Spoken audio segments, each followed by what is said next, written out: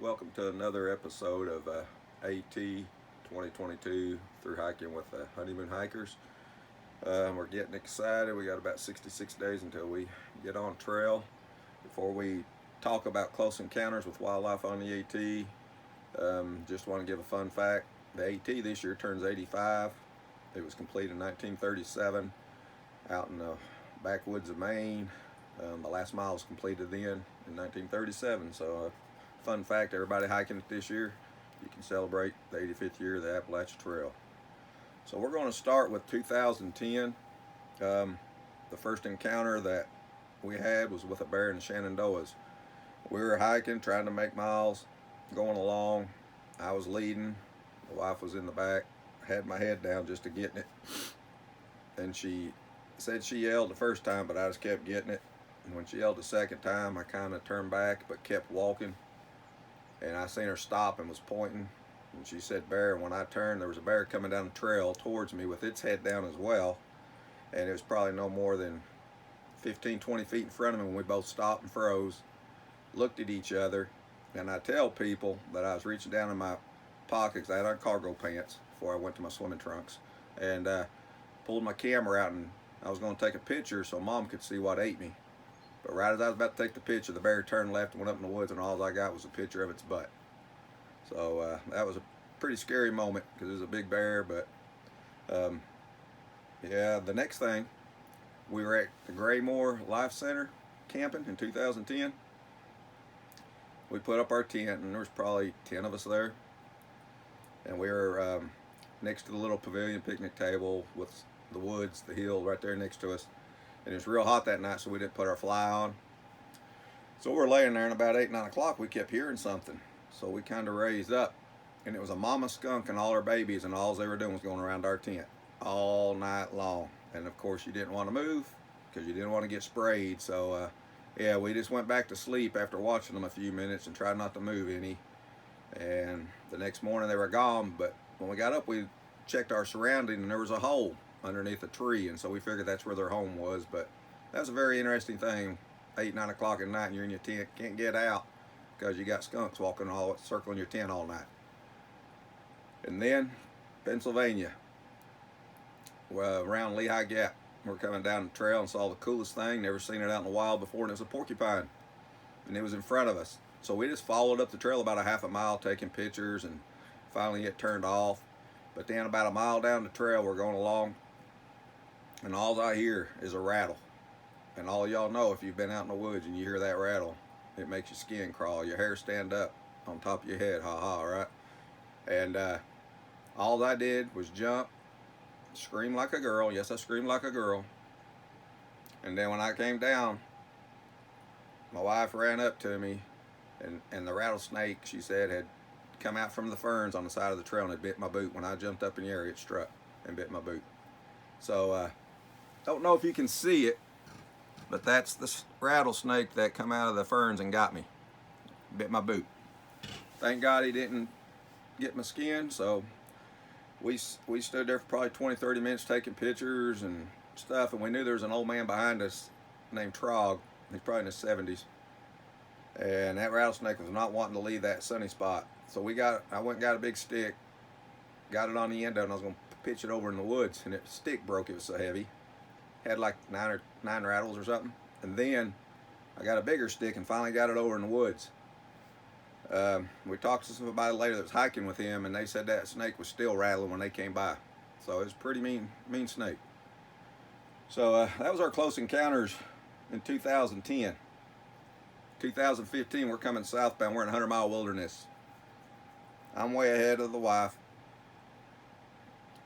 And all of a sudden, I got a do-rag on. All of a sudden, something hits me in the back of the head.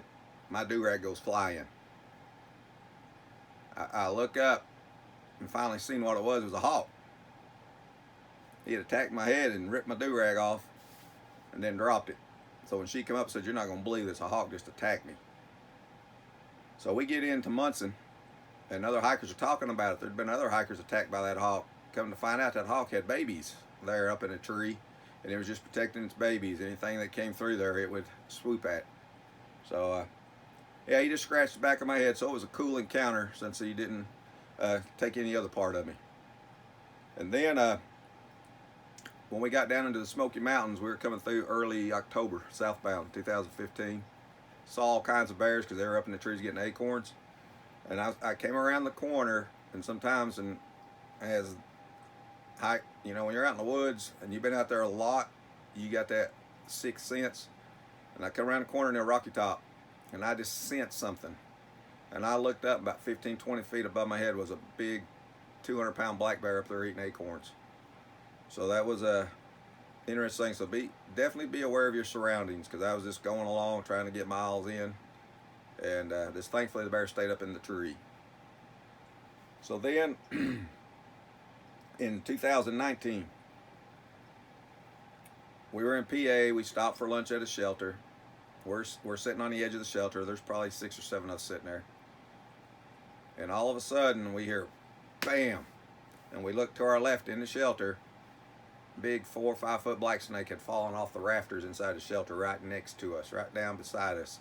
So just when you stop for lunch or anything, and we've seen other black snakes sitting up in the rafters curled up getting all that heat. So when you get in the shelter for lunch or something, always look up and check the rafters. They won't bother you, they're harmless, but yeah, you just don't want to be sitting and one fall out of there on top of your head.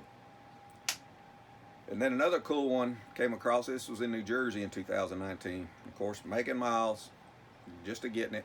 I'm ahead of the wife. I come around a corner, and not 5 feet in front of me, thankfully I stopped there, I'd have stepped on it. 5 feet in front of me, there was another rattlesnake curled up. But it was looking, the trail's this way, and it was sitting here looking that way.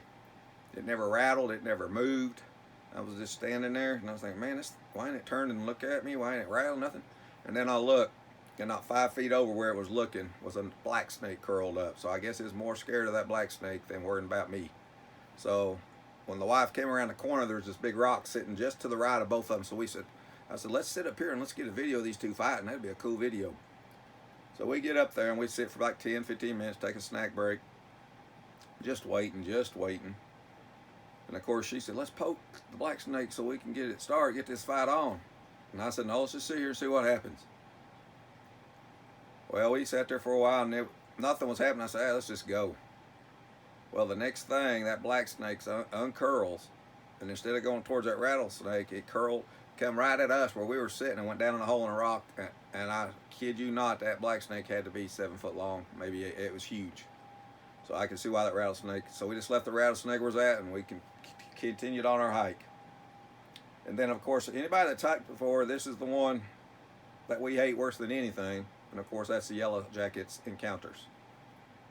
Most of the time, I don't mind it that much, because if there's more than one of you hiking together, as you well know, when you go by a yellow jacket's nest sitting there by the trail, the first person doesn't get stung. It's the one behind, the wife, of course, because all the vibrations of me hiking by stirs them up, and then she's the one that gets stung most of the time. So yeah, be very, very careful of your surroundings. Because we did a hike here at the house last year, and it's a 19-mile stretch, and we saw 10 yellow jackets nest. So, and there's plenty of them on the Appalachian Trail. And then finally, I'll finish up with one that didn't happen on the AT, but it did happen on a through hike. It was the Colorado Trail. We're probably up about 9,000 feet. We're hiking with these great guys from Canada. I think there's 3 or 4 of them. We come to this big clearing area, big open area. There's a side trail coming up to this area. Me and the wife stopped to talk to these day hikers, and them guys went down over the hill a little bit in these bushes to get away from the wind, because the wind was blowing pretty bad. And so we were about to take our lunch break, and we were talking to them, and then all of a sudden we hear them, the Canadians yell, and we look up, and I guess they flushed a big bull moose out that was laying down in them bushes, because he jumped up and he come charging right at us, because they spooked him, I guess. And he was running full bore right at us. You know, and them day hikers are like, what are we doing? We're like, there's nothing we can do. There's no trees, there's nothing. We're out in the open. So we said, just stand still. And so the wife videoed the moose charging us, and then when he got within, I would say 30, 40 feet of us, he just took a left and went straight over the mountainside.